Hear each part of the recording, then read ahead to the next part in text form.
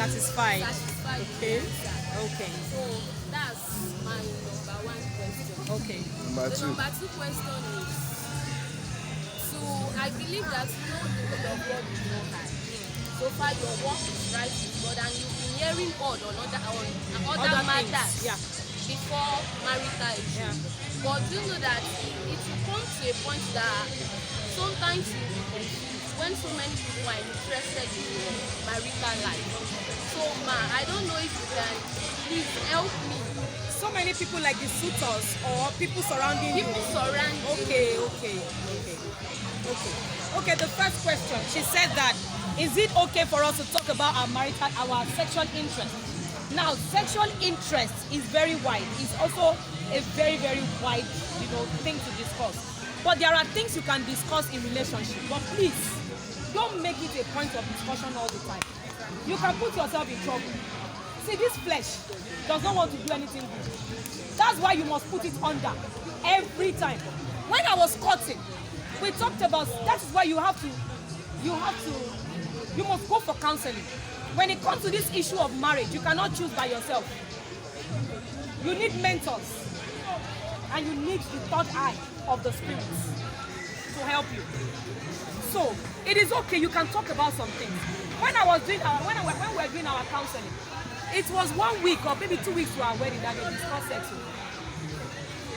See, there are other things in marriage that are worse than sex. But this sex thing has always been the challenge for us. I will say it over and over and over again. If you are a true child of God, God will settle you without question. He will settle you.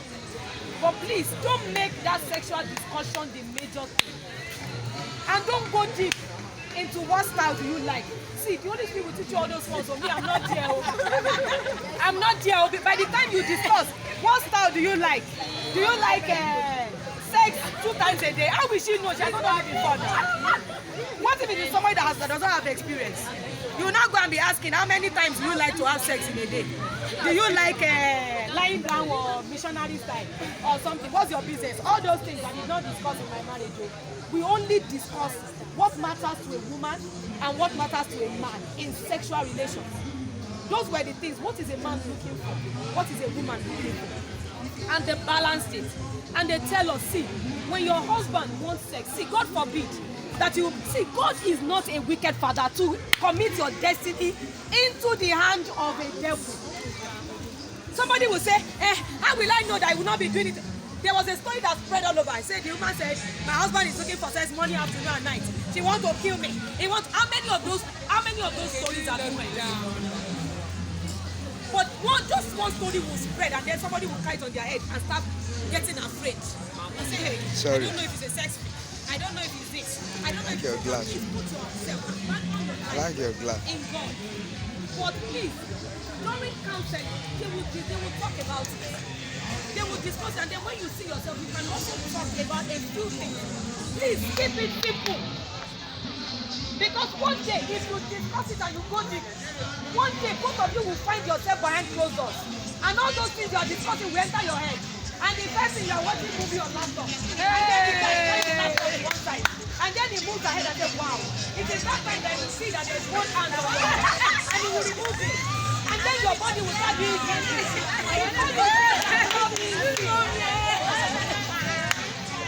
oh no. Even though we did not discuss it, we are doing it. What can mess a relationship up 1 week to marriage? If you focus on this issue of sex, commit to the hand of God and tell the Holy Spirit to help you. Lord, you are the author. Is it was the one that authored sex now? Is it your work? Are you the one? Is it your sex? It is God that made it now. Say, put it back into his hand and tell him to help you to enjoy it. And tell him to help the man that you will marry to balance it. No matter. That was all I did. I am enjoying it. And then concerning the issue of whether veggie or no veggie, doctor, is it everybody that will bring out? No. Some people have veggie. I play football. Yes, I play table tennis and I play football. I'm already nice. Let me see what I look like you. And I did not accept it for you. See, I will don't no blood. Maybe the second or the third, they are just someone timing something. Yes.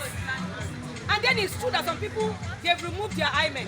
Please, don't believe the lie that when your hymen is being removed, you will not enjoy sex. It's a big lie from the pit of hell.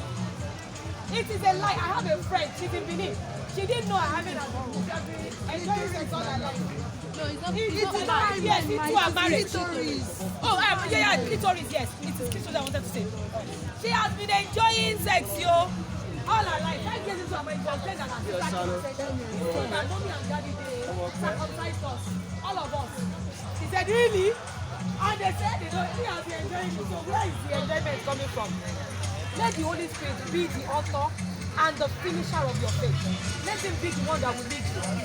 Don't be lazy. Don't be lazy spiritually. See, your life, whether spiritual or physical, in fact, your physical life is dependent on the spiritual.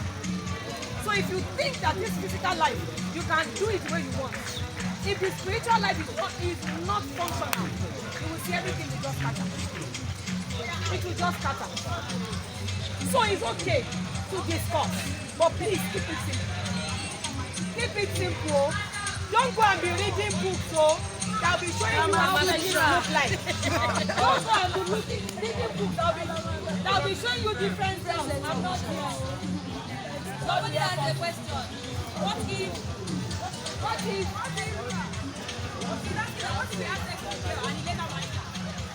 What if he has sex with the girl and he later marries her?